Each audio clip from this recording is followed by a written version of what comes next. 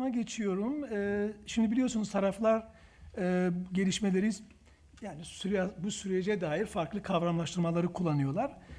Ya Erdoğan hükümeti işte ve iktidar bloğu terörsüz Türkiye olarak taltif ediyor süreci. PKK lideri Öcalan ve DEM Partisi veya bazı diğer Kürt kesimleri açısından barış ve demokratik toplum süreci.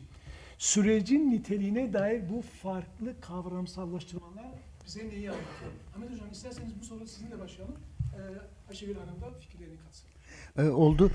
Aslında bu soruya belki İsmet Şerif Vanlı'dan yola çıkarak cevap verebilirim. İsmet Şerif Vanlı'nın 1971'de sanıyorum dünya devrim tarihleri literatürüne geçebilecek çok önemli bir kitabı var. Irak Kürdistan üzerine ve Kürt meselesi ne değildir sorusuyla başlıyor. Ve bence sanıyorum Kürt hareketi bugün soruyu bu şekilde dile getirebilir. Bir, Kürt meselesi bir terör meselesi değildir. 45 yıllık bir mesele değildir. PKK'nın büyük ölçüde değiştirdiği, koordinatlarını değiştirdiği ama PKK'yı aşan bir olgudur. 100 yıllık bir olgudur. Hatta 19. yüzyıla baktığınız zaman Kürt isyanlarından bazılarında bu bir Kürt kavgasıdır denmektedir. 2. Kürt meselesi emperyalizm ya da Siyonizm meselesi değildir. Kürt meselesi tam aksine Orta Doğu'nun bölüştürülmesinin ortaya çıkardığı bir meseledir. 3. Kürt meselesi bir ümmet meselesi değildir. Erdoğan bu konuda bayağı ısrarlı.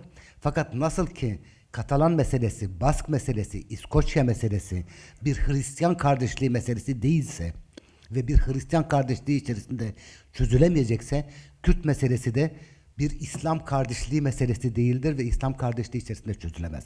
Kürt meselesi Kant'ın aydınlanma nedir sorusudur.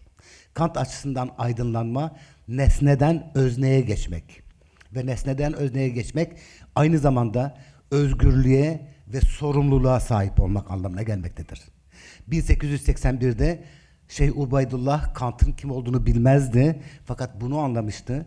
Siz Amerikalılar gibi biz de kendi yargımızı uygulamak istiyoruz derken aynı zamanda Kürtler hem özgür olabilmeli hem de sorumlu olabilmeli diyorlardı. Ve sanıyorum şu anda Kürt hareketinin özellikle üzerinde durması gereken olgu, Kürt hareketi dışarıdan manipüle edilen bir hareket değildir.